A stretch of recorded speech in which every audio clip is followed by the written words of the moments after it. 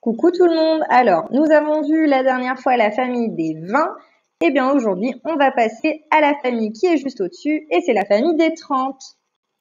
Comme tu peux le voir sur la frise numérique, pour la famille des 30, eh bien nous avons 3 dizaines à chaque fois. Donc 3, ça sera toujours le chiffre des dizaines.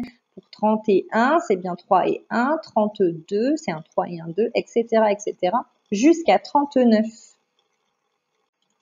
Donc, on va reprendre exactement la même méthode que la dernière fois, c'est-à-dire trouver et savoir écrire les différentes représentations d'un nombre, mais cette fois-ci dans la famille des 30. Donc, pour l'exemple, j'ai pris 38. Donc, 38, c'est bien 3 dizaines, 3 barres et 8 petits cubes. Donc, ça, c'est avec le matériel de manipulation. Sur la droite, si je décompose barre par barre, ça va me faire 10 plus 10 plus 10 plus 8. Donc, on a 3 fois le nombre 10 puisqu'on a 3 dizaines.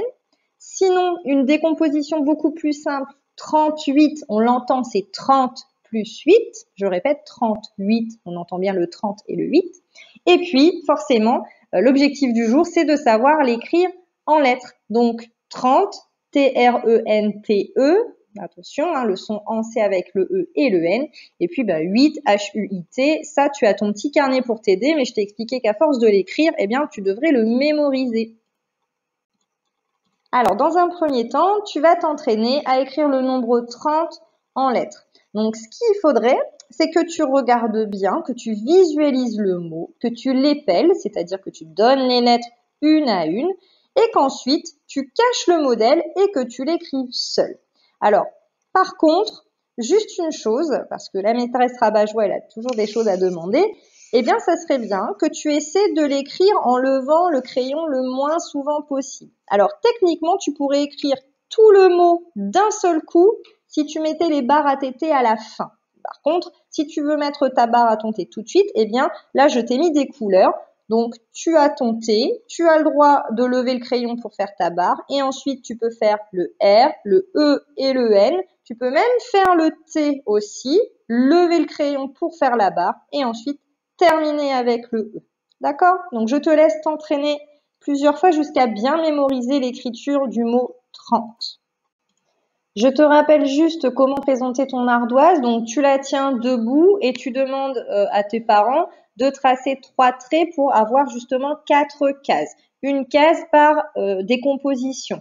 Donc, en haut, avec le dessin des barres et des cubes. Ensuite, la décomposition 10 plus 10 plus 10, etc.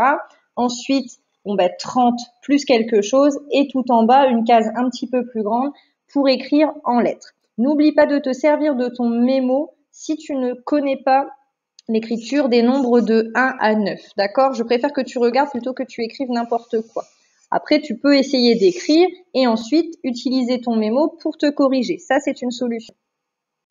J'en profite pour faire un petit rappel sur l'écriture des nombres composés. Donc là, 23, on a 20, on a 3 et on n'oublie pas entre les deux mots de mettre un tiret. Maintenant, c'est la règle.